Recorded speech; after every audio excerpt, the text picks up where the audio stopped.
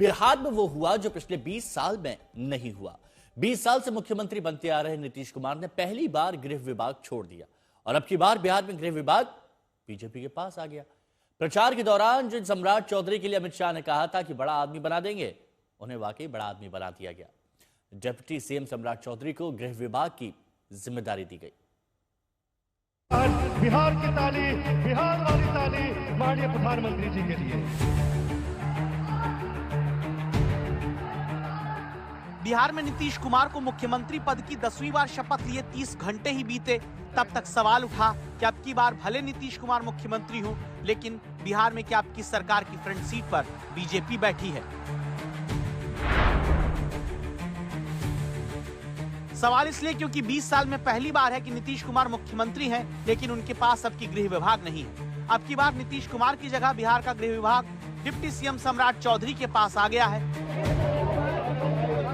बिहार के इसी विभाग बंटवारे ने इस सवाल को मजबूत कर दिया, क्या ये बिहार में सरकार के भीतर फ्रंट सीट पर बीजेपी के होने की मुहर है, जहां सरकार चलाने की ड्राइविंग सीट बीजेपी से डिप्टी सीएम सम्राट चौधरी के पास आ गई, जबकि बगल में जरूर अब नीतीश कुमार बतौर मुख्यमंत्री बैठे हैं। इस सवाल को समझिए क्यों। क्योंकि अब बिहार में कानून व्यवस्था की पूरी कमान नीतीश कुमार नहीं बल्कि सम्राट चौधरी के पास होगी। पूरा पुलिस विभाग यानी DGP, ADG, IG, SP, DSP सीधे सम्राट चौधरी को रिपोर्ट करेंगे। हिंसा, दंगे, बड़े अपराध, भीड़ नियंत्रण, महत्वपूर्ण बड़ी गिरफ्तारियों में अंतिम निर्णय सम्राट चौधरी का होगा। एसपी, डीआईजी, आईजी जैसे पदों पर किसको कहां रखना है, किसको हटाना है, फैसला सम्राट चौधरी करेंगे। मतलब राजनीतिक और प्रशासनिक प्रभाव के लिए सबसे ज्यादा महत्वपूर्ण प्रभाव वाला फैसला सम्राट चौधरी के पास होगा। किस नेता या अधिकारी को कितनी सुरक्षा मिलेगी, ये फैसला भी अब नीतीश नहीं सम्राट चौधरी करेंगे। राज्य की खुफिया एजेंसी भी अब सम्राट चौधरी के पास गृह विभाग होने के नाते रिपोर्ट करेगी।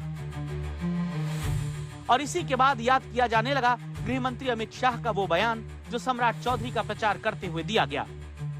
सम्राट जी को प्रचंड बहुमत से जिताइए, मोदी जी सम्राट जी को बड़ा आदमी बनाएंगे, बड़ा।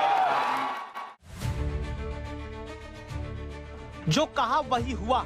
डिप्टी सीएम सम्राट चौधरी को अपनी गृह विभाग देकर समझिए ऐसा प्रमोशन मिल गया, जिससे साफ है कि जिस सुशासन वाली सरकार को अब तक आगे बढ़कर लीड नीतीश कुमार करते रहे, वहां अब सम्राट चौधरी को अहम जिम्मा मिला। क्यों का जवाब फिर समझिए। घुसपैठ का मुद्दा जो बीजेपी ने प्रमुखता से उठाया, उसको अब गृह विभाग होने के नाते सम्राट चौधरी ही मुकाबला करेंगे। लेकिन जैसे ही खबर आई, दूसरे सवाल उठने लगे। सवाल है कि जिस तरह महाराष्ट्र में एकनाथ शिंदे को मुख्यमंत्री से डिप्टी सीएम बना दिया गया, वैसा न करके क्या बिहार में अब की नीतीश को ही मुख्यमंत्री बनाकर भी गृह विभाग बीजेपी के पास रखने से ये नया मॉडल आया है, जहां दूसरी बार से लेकर अब तक के नीतीश कुमार के सीएम कार्यकाल में विभाग पर गौर करें तो गृह विभाग ही इकलौता है जो पहली बार नीतीश के पास अब की नहीं है। बाकी मंत्रिमंडल, सचिवालय के अलावा सामान्य प्रशासन, निगरानी और निर्वाचन विभाग अब भी नीतीश कुमार के ही पास है। इसके अलावा वो विभाग भी नीतीश कुमार के पास रहेंगे जो किसी को आवंटित नहीं किए गए। लेकिन सबसे मजबूत गृह विभाग मुख्यमंत्री ने अब की बार छोड़ दिया है। गृह विभाग जैसा महत्वपूर्ण विभाग भाजपा के माननीय सम्राट चौधरी जी को देखकर माननीय मुख्यमंत्री जी ने एक बहुत बड़ा विश्वास उन पर दिखाया है। निश्चित रूप से यह विश्वास जो पिछले टर्म में माननीय मुख्यमंत्री नीतीश कुमार जी और माननीय डिप्टी सीएम सम्राट चौधरी जी ने एक साथ मिलकर कदम डालकर बिहार का विकास किया, यह उसी समन्वय का परिणाम है। भारतीय जनता पार्टी जिस तरह का चक्रव्यूह रच रही थी, जिस तरह का व्यू रचा था और जिस तरह से भूंजा पार्टी को माध्यम बनाया था, उसमें वो सफल हो गए। हम लोग पहले ही से कह रहे थे कि सिर्फ और सिर्फ नीतीश कुमार इस बार चेहरा रहेंगे और सारा खेल भारतीय जनता पार्टी उनके चेहरे को सामने रख करके खेलने का कार्य करेगी।